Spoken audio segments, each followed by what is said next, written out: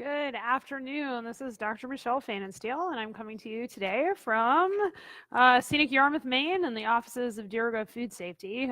Slightly gray October day there, but it's a little warmer than it was earlier this week, for which we are profoundly grateful. I so not ready for so much of winter that's probably coming to us really soon. So anyway, I am coming to you today on office hours, as I do every other Tuesday, 12:30.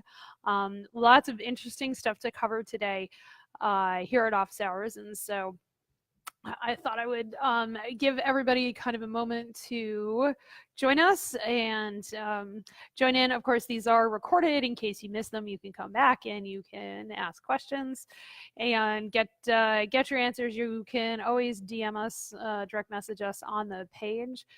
We monitor it pretty frequently. We have like those autoresponders and things like that, which I'm not gonna lie, I don't really always understand. So, but whatever. We have a ton to cover today.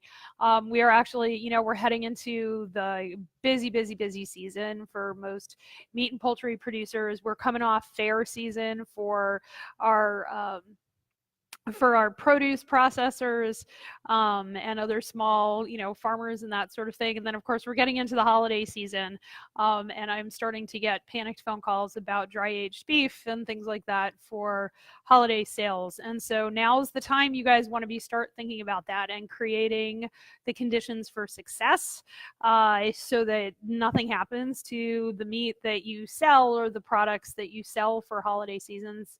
That probably makes up a pretty big chunk of your revenue stream. So be taking a look at what your food safety planning is for that sort of stuff, so that you can conform, and God help you, please don't have a recall during the holiday season, right? So what I thought I would cover today, I've got a bunch of questions over the past 2 weeks over a couple of, sorry, my microphone is tugging on me.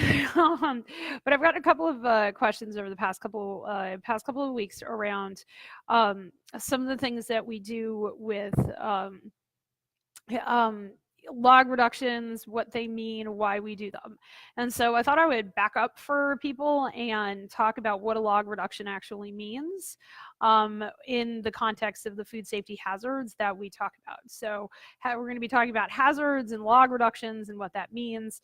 We are in the middle of an outbreak of African swine fever, so I'm going to talk about that a little bit. And then there's a big conference going on in DC about cell-based meat, and I'm going to talk to you about that just a little bit, because I think that's going to have some impacts over on small food in ways that we might not want. So to start at the top, let's talk about hazards.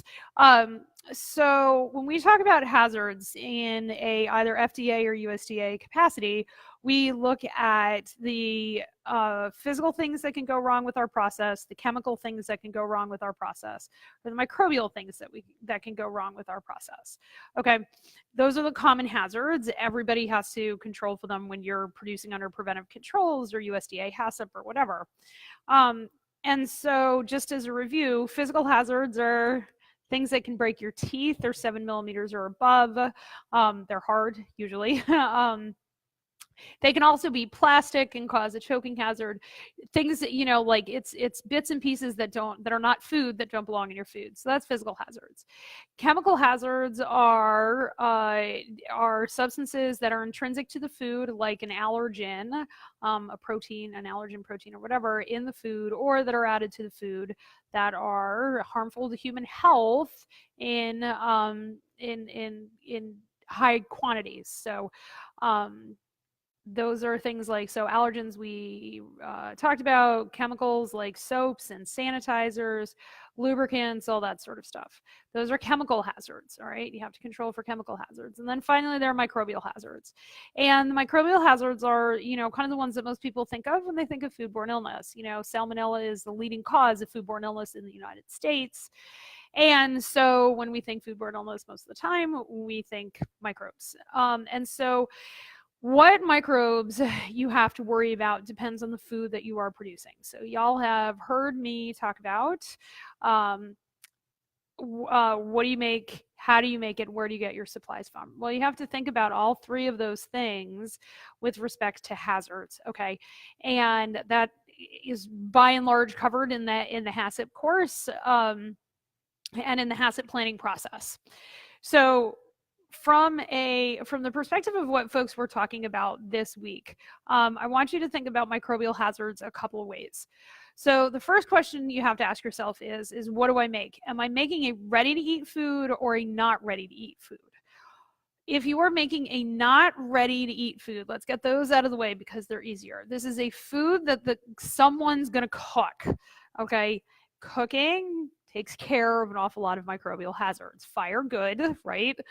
So if the food's going to be cooked, there are fewer things that we have to worry about, okay? That does not mean there are no things that we have to worry about.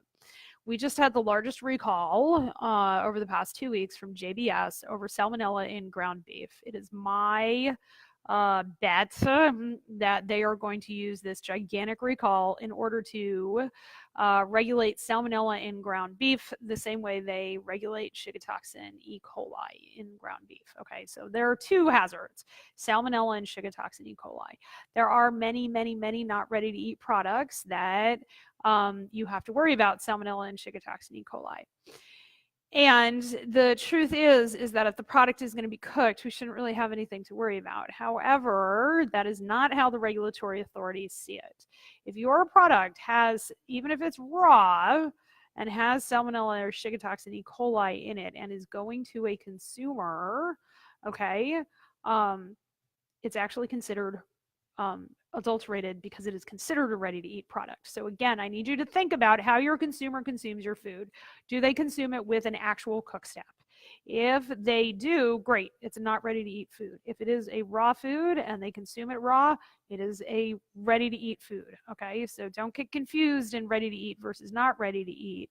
Ready-to-eat has a very specific definition, and not ready-to-eat has a very specific definition.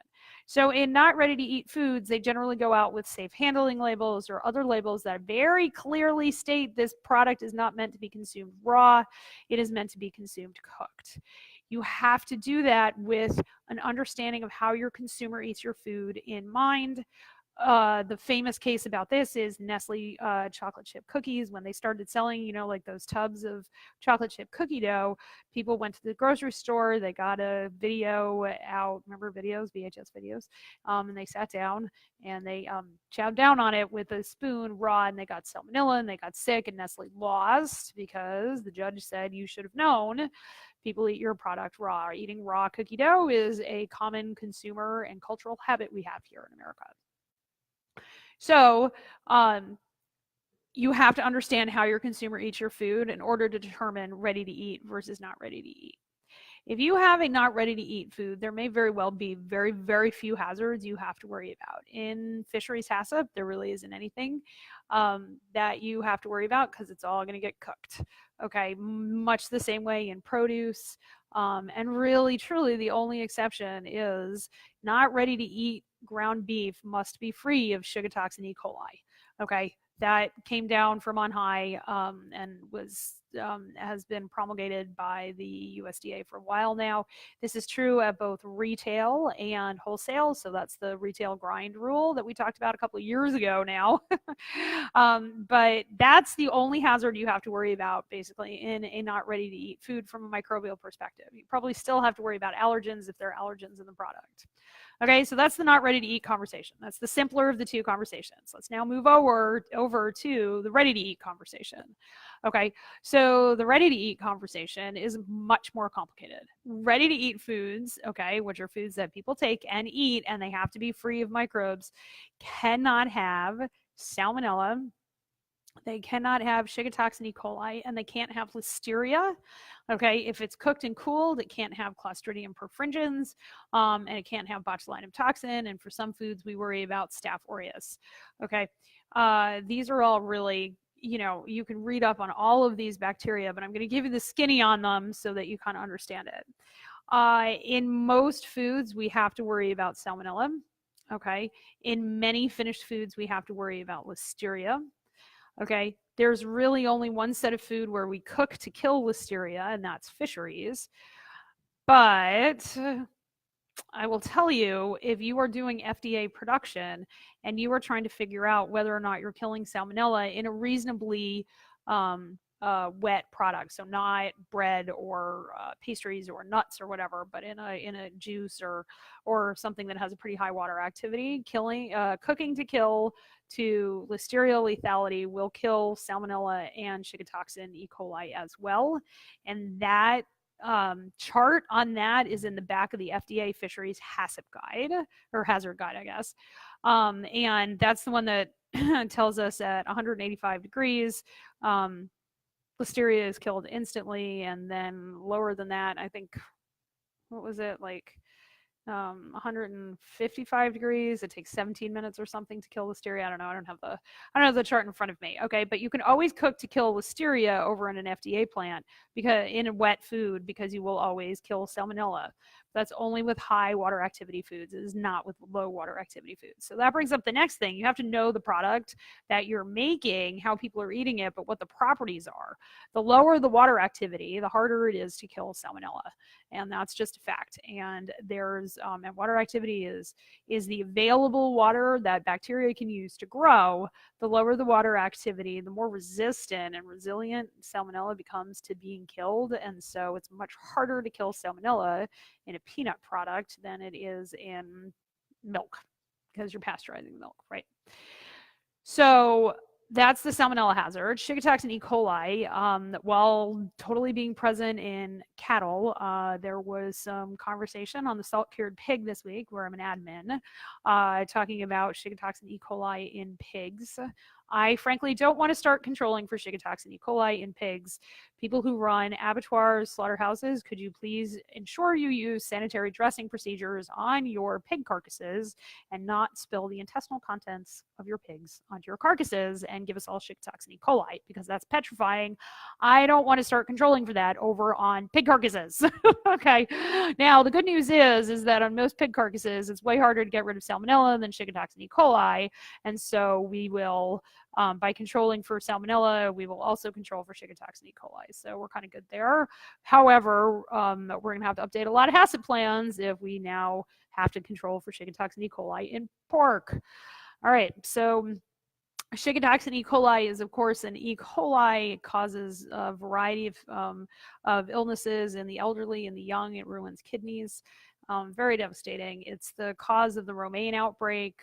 When we had the romaine lettuce outbreak earlier this year, the spinach outbreak in 2007 was a Shigatoxin E. coli outbreak. And so it's very high on the radar of many, many regulatory authorities.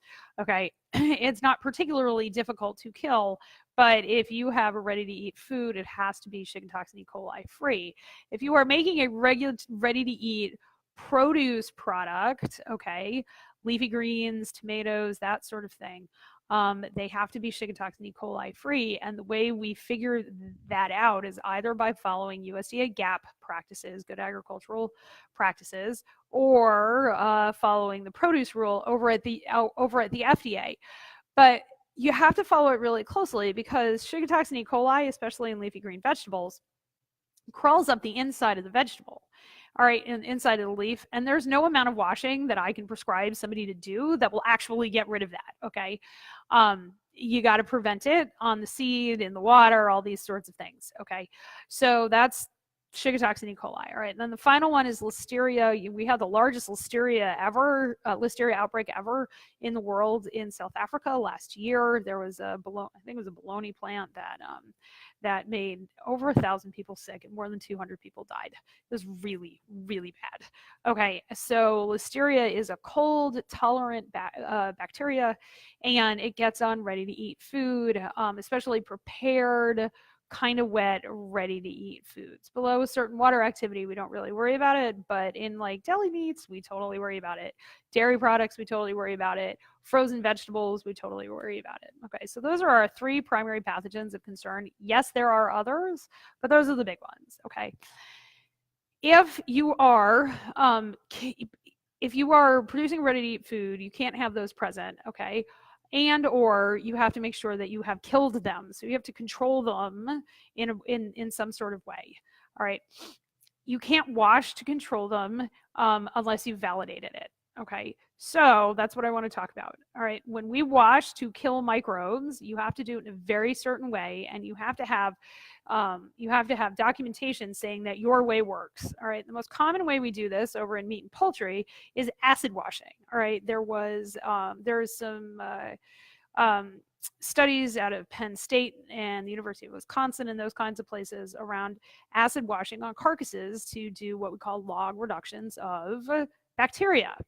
Okay, and so a log reduction is a tenfold reduction in bacteria where you have gotten rid of one order of magnitude of bacteria. So you took it from 100 to 10, and that's one log, and then 10 to 1 is another log. So that would be 2 logs of reduction.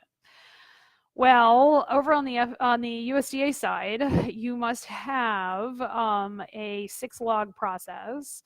They like a 7-log process even better to kill for salmonella and Shiga-toxin E. coli. And you can find this in Appendix A. All right. And basically that's the, cook to 165 degrees on an instant read thermometer, and that gets you all the log reductions you need for just about any piece of meat. Okay, but if you are not cooking it, your only option is to wash it. Okay, so if you are making charcuterie, pork charcuterie or beef charcuterie for commercial production, USA, Canada, Australia, if you wash it, you will achieve a certain log reductions. Generally between 2 and 4.5 logs of reduction. However, our regulatory authorities require 5 logs of reduction. Okay, that's the minimum 5 logs of reduction on a not heat treated process that you can have, and you can put it out there as a ready to eat food. So here's the deal: you have to wash it twice. Okay, the carcass will, if you're doing this kind of in one vertically integrated process, the carcass comes out of the cooler, is washed with acid, okay, and it comes to the fabrication process wet. All right. I usually write that as the end of my slaughter HACCP. That's the final step in my slaughter HACCP, because then I have my cooling CCP for the carcasses in the cooler, and you met your 24-hour criteria for going under 44.6. All right, and then they come out and we spray them down. One that does lot interruption in case the carcasses touched each other. USDA really doesn't like that. All right, they come out, you spray them down. The spray is a CCP, okay, and that will get you between 2 and 4.5 log reduction, kind of depending on what product you're using. Lactic acid at 5% versus acetic acid at 2.5% versus acetic acid at 5% versus hot water. It's all in the Penn State paper. I can link to it in the notes. So there's that. Okay. Then what you can do is you can go about fabricating and breaking down into primals. So we take a carcass and we break it down into primals and subprimals. Okay. In that process, all right, you are going to create some trim, all right, and then you are going to create your primals and your subprimals. And you take those primals and those subprimals and you wash them again, okay. They've been given time to have the acid activate on the surface of those subprimals, or of those primals and those subprimals. You wash them again, okay? And so now we have 2, and if you're doing it correctly, you now have more than a 5 log reduction. So please don't choose something that gives you 2 things that give you 2 logs of reduction, because then you'll still only have 4 logs of reduction. You still need another log of reduction, so don't choose that, okay? But do something in combination that gives you 5 logs of reduction in 2 acid washes, okay? That's the easiest way to do it. Then you go about your merry way, all right, and you make your charcuterie. Now, there are other things that you have to worry about, like Staph aureus. Staph aureus, there's there's not a whole lot out there saying acid washing helps Staph aureus. There might be some things, but the best you can say is it's part of a multi-hurdle approach, okay? And so your 5 logs of reduction come from those acid washings. If you have salt, you may have additional logs of reduction. There are some papers out there that talk about a 1 to 2 log reduction for salting and drying meat. Again, preservation is what it is. We salt and dry meat because it kills pathogens, right? So that's how you do it, okay? And that's a pretty easy way to do it in USDA meat and poultry production. I am not going to lie; it is a lot harder in produce, in FDA sorts of stuff, to get to ourselves to 5 log reduction in salmonella. Okay, the research just flat isn't there, and the products are a lot harder to wash. Okay, over in on the FDA side of the house, we have things like nuts. Well, there are very few ways to wash nuts in a way that you washed every single solitary nut and you're actually killing pathogens. So we generally have to cook them. Okay, even the raw nuts that you find out there, those have all been steam pasteurized or ethylene dioxide in almonds. They're all treated in some way because raw nuts are just so risky for salmonella, as the peanut butter recall told us. Those people are now in jail. So take those 5 log reductions really, really seriously. Okay, again, 5 log reduction is taking something down 100,000 fold, and it essentially means you've killed 99.99% of the bacteria of concern on the product. Okay, so that's what I mean when I talk about logs of reduction. It's just the amount. It's a measure of the amount of bacteria. It's like saying a dozen. A log is just like a dozen. It's just a log and not a dozen. Okay, so those are the hazards and all that sort of all that good sort of stuff. So then the next thing, I'm kind of at the bottom of the hour, that I want to do a little public health announcement about African swine fever. So most of us here in the United States probably haven't heard of African swine fever because it was eradicated like a long time ago. All right, like back before the Second World War, eradicated. I have worked on Plum Island out in Long Island Sound, and I have seen hogs with African swine fever. It's really, really, really bad, and it's not a pleasant way to die for the poor hogs, and it's super economically impactful because they don't gain weight. Most of these foreign animal diseases are the animal can live through them, but they become economically unviable. And African swine fever is one of those. So this is me putting my public health veterinarian hat on and imploring you, please, please, please do not bring pork products in from overseas, not from the east and not from the west, because African swine fever is no joke. Okay, and the only way to prevent it is mass depopulation, and I assure you it is the small hog farmers that are going to be hit first and hit worse. Okay, the big hog farmers, they have acres and acres and acres of pigs in production, and boy, they would like nothing less than to have to condemn all those hogs right now and have the government pay for them because they ain't got nowhere to sell them now that we're under tariffs from China, right? So we have an outbreak of foreign animal disease. It's going to hurt the small guys first. All right, so no sneaking food in. I know it's hard. I know you want to come home from Europe or China or Vietnam or whatever with all your fancy pork products. It can have massive, devastating results. Okay, so that's my public health announcement about African swine fever. And then the final thing that I want to talk about is I want to talk about the cell-based meat conference that's going on in Washington, D.C. This week. Okay, so the FDA has convened people from places like, I think, Beyond Meat and all those labs out in Silicon Valley that are culturing meat and saying it's not raised from an animal and growing up hamburger in a petri dish to try and sell it.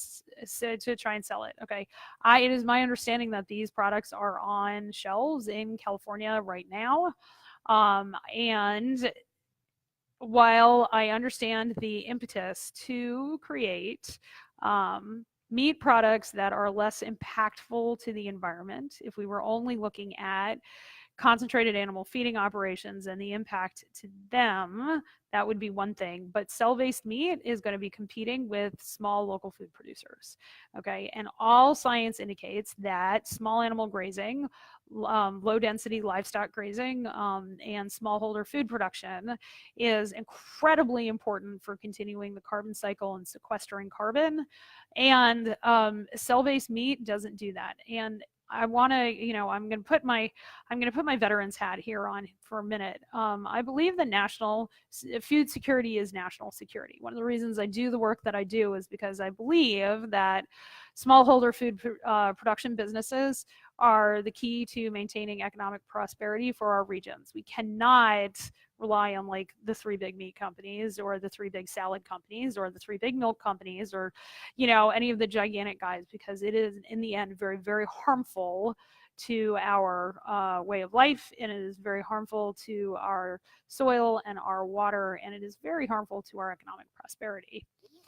So all of that being said, if you think about it, if lab-based meat becomes the option, we lose the option to grow our own meat in our backyard.